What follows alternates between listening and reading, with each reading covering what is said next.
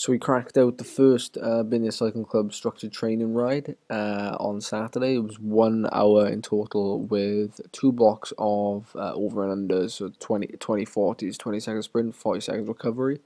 We did them for about four or 5 minutes in total, so 4 or 5 reps.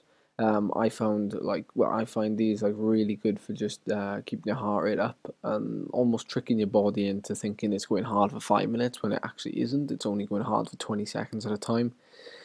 Great calorie burner, keeps your heart rate elevated because of that. And yeah, like the group that we had out today, like they hadn't been on some of these lanes, so I had the opportunity to take them on different lanes to do these efforts.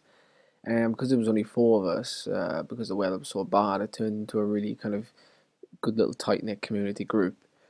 Hopefully this is the long term vision of having these, more regular, especially through the winter, and allowing people to bolt on rides after these rides. So that's why they're only an hour and a half long.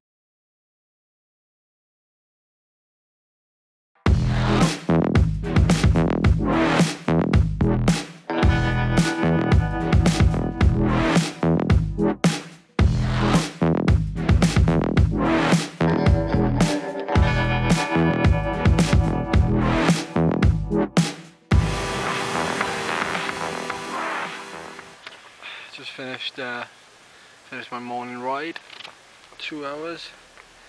A load of kind of FTP efforts, so things like going up a climb and sitting at like, I guess 20-25 watts. Sorry, not FTP efforts, over efforts. So sitting at 20-25 watts over FTP. I think the climb I use, Krubin, which is quite steep. I find it, like, because I'm not as fit as I was obviously a few months ago, I find it harder to actually hold the same power on a climb. It's easier to hold it on the flat. Bit strange, I know, but that's something I've noticed.